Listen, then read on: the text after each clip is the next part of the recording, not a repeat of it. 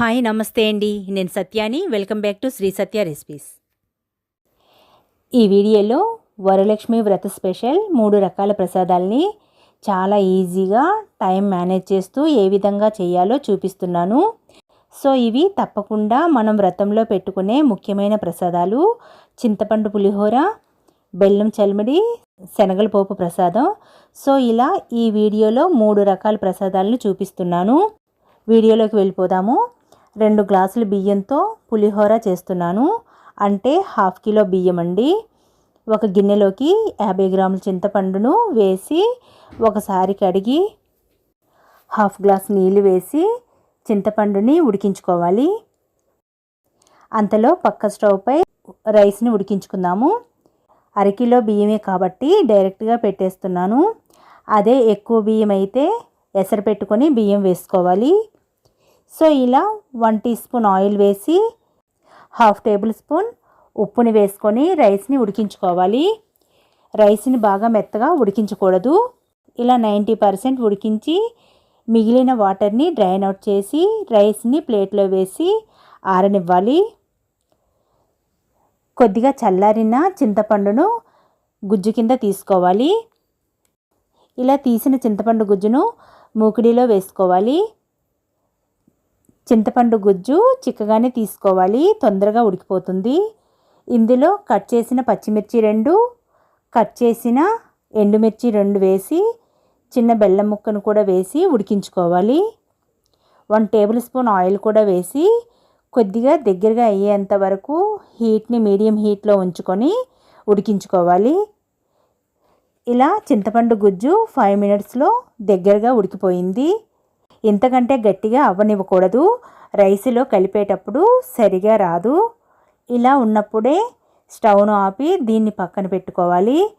పోపు కోసం స్టవ్ పై మూకిడిని పెట్టి 6 table spoons oil వేసి 2 టేబుల్ స్పూన్ పల్లీలు, 2 టేబుల్ స్పూన్ పచ్చిశనగపప్పు, 2 టేబుల్ స్పూన్ మినపప్పు, 2 టేబుల్ స్పూన్ జీడిపప్పు, 1 టేబుల్ స్పూన్ ఆవాలు వేసి కొద్దిగా వేగనివ్వాలి. హీట్ని లో ఫ్లేమ్లో ఉంచి వేయించుకోవాలి. కట్ చేసిన 3 పచ్చిమిర్చిని వేసి సన్నగా కట్ చేసిన అల్లం ముక్కను కూడా వేసి 3 టేబుల్ స్పూన్ కరివేపాకును వేసి వేయించుకోవాలి. ఇలా వేగిన తర్వాత 3 ఎండుమిర్చిని కూడా వేసి వేయించుకోవాలి. అన్ని పోపులను స్లోగా వేయించుకోవాలి. అప్పుడే అన్నీ బాగా వేగుతాయి. అంతలో చల్లారిన రైస్లో టేస్ట్కి తగినంత సాల్ట్ వేసుకోవాలి. ఆల్రెడీ రైస్ ఉడికించేటప్పుడు సాల్ట్ వేసాము కాబట్టి చూసుకొని వేసుకోవాలి. రైస్ని ఒకసారి అంతా కలుపుకోవాలి. పోపులు ఇలా వేగిన తర్వాత 1 టీ స్పూన్ పసుపును వేసుకోవాలి. పసుపు నూనెలో వేస్తేనే పులిహోర మంచి కలర్ వస్తుంది. అలాగే పసుపు వాసన రాదు. 1/2 టీ స్పూన్ ఇంగువని కూడా వేసి కలుపుకోవాలి. పసుపు వేశాక ఎక్కువసేపు వేయించకూడదు. స్టవ్ను ఆపి రైస్లో ఉడికించి ఉంచిన చింతపండు గుజ్జును వేసుకోవాలి.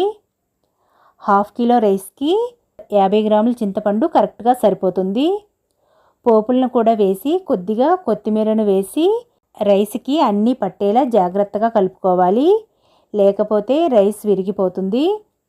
ఇలా అంతా కలిపిన తర్వాత 1/2 టేబుల్ స్పూన్ ఆవు పిండిని వేసి కలుపుకోవాలి. నేను ఆవు పిండిని చేసి కొద్దిగా సాల్ట్ కలిపి ఫ్రిడ్జ్లో పెట్టుకుంటాను. అదే ఆవు పిండి అండి. సో రైస్ని అంతా కలుపుకోవాలి. ఇలా చింతపండు పులిహోరలో ఆవు పిండి తప్పనిసరిగా వేసుకోవాలి. అప్పుడే గుడిలో పులిహోర ప్రసాదంలాగా ఉంటుంది. పైన కొద్దిగా కొత్తిమీరని వేసుకోవాలి. ఇంతేనండి, చింతపండు పులిహోర రెడీ. ఇప్పుడు చలిమిడి ప్రసాదం చేద్దాము. 1/2 కప్పుతో కప్పు రైస్ని వేసి శుభ్రంగా కడిగి రాత్రంతా నానబెట్టి ఉంచాను. ఇవి స్టోర్ రైస్ అండి. లేకుంటే బియ్యాన్ని ఒక 3 గంటల పాటు నానబెట్టుకున్నా సరిపోతుంది. ఇలా నానిన బియ్యాన్ని వాటర్ని డ్రైన్ అవుట్ చేసి ఒక 5 మినిట్స్ పక్కన ఉంచి మిక్సీ జార్లో వేసి మెత్తగా బ్లెండ్ చేసుకోవాలి. ఇలా మెత్తగా బ్లెండ్ చేసిన పిండిని జల్లించుకోవాలి. ఇలా జల్లించి మిగిలిన మొరాన్ని కూడా మళ్ళీ ఇంకొకసారి బ్లెండ్ చేసుకోవాలి. మ్యాక్సిమం పిండి మొత్తం మెత్తగా అయిపోతుంది. కప్పు బియ్యానికి కప్పు బెల్లం వేసుకోవాలి. ఈ బెల్లాన్ని మిక్సీ జార్లో వేసి బ్లెండ్ చేసుకోవాలి. బియ్యం పిండిని బెల్లాన్ని రెండు కలిపి చేయకూడదు, లూజ్ అయిపోతుంది. ఇందులో 3 యాలకులను కూడా వేసి బ్లెండ్ చేసుకోవాలి. ఇలా బ్లెండ్ చేసిన బెల్లాన్ని పిండిలో వేసి కలిపి మిక్సీ జార్లో వేసి ఒకసారి బ్లెండ్ చేయాలి. ఇలా ఒక్కసారి బ్లెండ్ చేస్తే సరిపోతుంది. బెల్లం పిండి రెండు బాగా కలుస్తాయి. అదే ఎక్కువసేపు బ్లెండ్ చేయకూడదు, చలిమిడి లూజ్ అయిపోతుంది. దీన్ని ఒక గిన్నెలోకి తీసేసి ఇలాగైనా కొద్దిగా నెయ్యి వేసి దేవుడి దగ్గర పెట్టేయచ్చు. స్టవ్ పై మూకిడిని పెట్టి 1 టేబుల్ స్పూన్ నెయ్యిని వేసి 1 టేబుల్ స్పూన్ జీడిపప్పు, 1 టేబుల్ స్పూన్ ఎండు కొబ్బరిని వేసి వేయించి ఇలా వేగిన తర్వాత చలిమిడిపై వేసుకోవాలి. ఇంతే, ఇలా పచ్చి చలిమిడిని కొబ్బరితోనైనా చేసుకోవచ్చు. ఇలా చేస్తే బయట ఉంచిన 3-4 రోజుల పాటు నిల్వ ఉంటుంది. ఇంతేనండి, చలిమిడి రెడీ. మూడవ ప్రసాదం శనగల పోపు ప్రసాదాన్ని కూడా చేసేద్దాం. శనగల్ని కూడా రాత్రంతా నానబెట్టి ఉంచాను. 1 కప్పు శనగల్ని వేసి శుభ్రంగా కడిగి నీళ్లు వేసి రాత్రంతా నాననివ్వాలి. ఉదయమే ఇలా నానిన శనగలను కుక్కర్లో వేసి నీళ్లు పోసి 1.5 టేబుల్ స్పూన్ గల్లుప్పును వేసి మూత విజిల్ పెట్టి 5 విజిల్స్ రానివ్వాలి. విజిల్స్ వచ్చి ప్రెజర్ అంతా పోయిన తర్వాత ఈ శనగలను తీసి వాటర్ని అంతా డ్రైన్ అవుట్ చేయాలి. స్టవ్ పై ప్యాన్లో 2 టేబుల్ స్పూన్ ఆయిల్ వేసి హీట్ని లో ఫ్లేమ్లో ఉంచి 1 టేబుల్ స్పూన్ జీడిపప్పు, 1 టేబుల్ స్పూన్ పచ్చిశనగపప్పు, 1/2 టేబుల్ స్పూన్ ఆవాలు, 1/2 టీ స్పూన్ జీలకర్రను వేసి కొద్దిగా వేగనివ్వాలి. ఇలా కొద్దిగా వేగిన తర్వాత 2 ఎండుమిర్చిని కూడా వేసి 3 రెమ్మల కరివేపాకును వేసి వేయించుకోవాలి. ఇలా వేగిన తర్వాత 1/2 టీ స్పూన్ పసుపును వేసి ఒకసారి కలిపి శనగల్ని వేసుకోవాలి. శనగల్లో తడిదనం అంతా పోయే వరకు వేయించుకోవాలి. ఇలా వేగిన తర్వాత 1/2 టేబుల్ స్పూన్ కారం వేసుకోవాలి. ఒకసారి కలిపి స్టవ్ను ఆపేస్తున్నాను.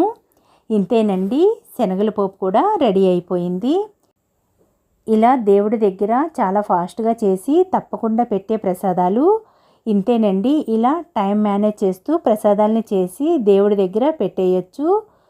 ఇలా ఈ వీడియోలో అయితే 3 ప్రసాదాలని చూపించాను. సో ఈ వీడియో మీకు నచ్చినట్లయితే లైక్ ఇవ్వడం మర్చిపోకండి. మీ ఫ్రెండ్స్కి, బంధువులకి షేర్ చేయండి. మన ఛానల్ని కొత్తగా చూస్తున్న వారైతే సబ్స్క్రైబ్ చేసుకోండి. Thank you.